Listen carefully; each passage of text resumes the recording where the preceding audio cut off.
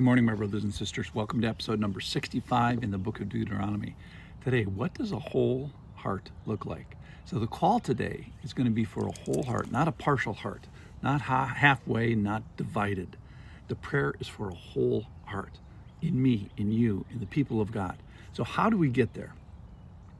Well, Deuteronomy goes on and on about what the Lord does for the people of God. He sets his love on your fathers and their offspring. He chose you out of all the peoples. And Deuteronomy is the story of God kind of moving out of the midst of smoke and fire and moving into the midst of the planetary people that need a lot of help. And so the Lord is going to walk in the midst of your camp. And so, how shall I respond? Well, Deuteronomy is going to talk about that here today. The previous chapter, in chapter 26, verse 5, it says, "And you shall make response before the Lord for all the things he's done." And the picture is, what kind of response does he want? Which is, respond with a whole heart. So keep the whole command. Don't let the spiritual acres under your control and command give less than all of it to him. So here's the picture for today, the picture that he going to give us in our scripture today, which is build an altar of uncut stones. So build a response to God that's not divided, not partial, not segmented off. Make a response that gives to God all that he deserves, which of course is everything. So read with me, our official passage is in Deuteronomy chapter 27, starting in verse number 1.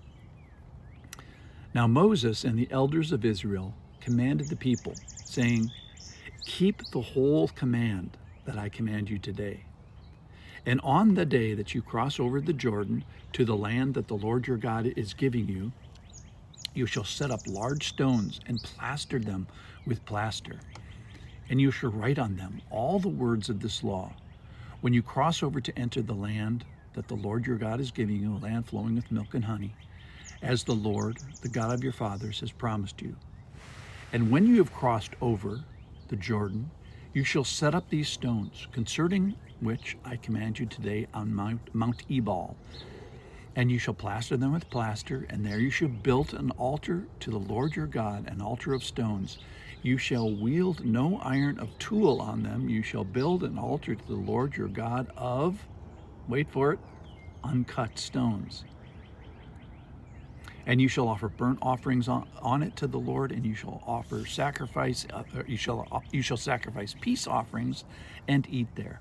And you shall rejoice before the Lord your God. And you shall write on the stones all the words of the law very plainly." Okay, so Mount Ebal is on the north side of Shechem, right in the middle of Israel. If I said, "Hey, draw a dot right in the middle of Israel," where would that be? So excavations of interest today on Mount Ebal have discovered what? You get one guess. It's an altar. It's a worship site, and it's huge. It's 30 feet by 23 feet. And of course, what kind of stones are used? Are they hewn with chisels? And no, it's constructed of unhewn stones. And the reason for this is our passage today, which is based on Exodus chapter 20, verse 25, which says, "If you make me an altar of stone, you shall not build it of hewn stones. For if you wield your tool on it, you profane it." So the spiritual question for us is, are you going to make an altar of response to all this that God has done for us? Are you going to make a sacrifice? Are you going to worship with something that costs you something? And the answer should be yes, you shall make a response. Now, what kind of response is it? Half-hearted? No. Even the rocks bear witness to the full-hearted response that God wishes. So, when one comes to the Lord, it's a beginning of a lifetime of mercies from God. So he tenderly does this gentle work and sometimes dramatic work of heart surgery on the believer. So if you come to him, expect this, that he begins the work of having an undivided soul inside you. So that is, he wants us to give all of us to him. So if you're stealing, stop it. If you're using your sexual agency in a way outside of his design, stop it. If you're dividing off your financial life from your spiritual life, stop that.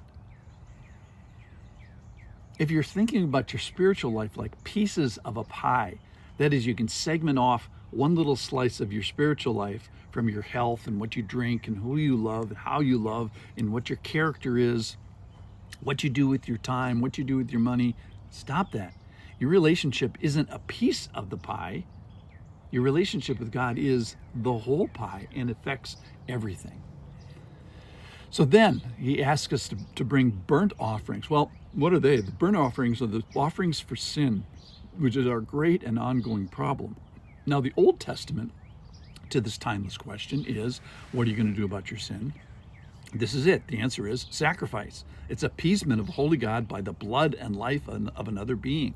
It's an Old Testament animal, but it's temporary, it's incomplete, it's imperfect, and it's just a shadow of the real thing. Why is that? Because it's pointing towards the New Testament answer to the question, which is this permanent fix, which is, of course, Jesus, a perfect sacrifice, one for all and once for all time.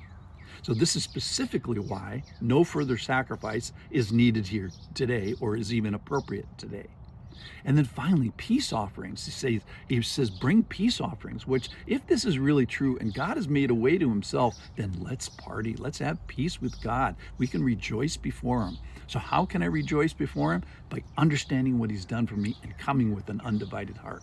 So we must make a response, a wholehearted, full disclosure. Will it cost us something? Absolutely. I certainly hope so and expect so. And what are we shooting for? A wholehearted response. Even the rocks bear witness to the full-hearted response that God desires. The call today is for a whole heart, not a partial, not halfway, not divided.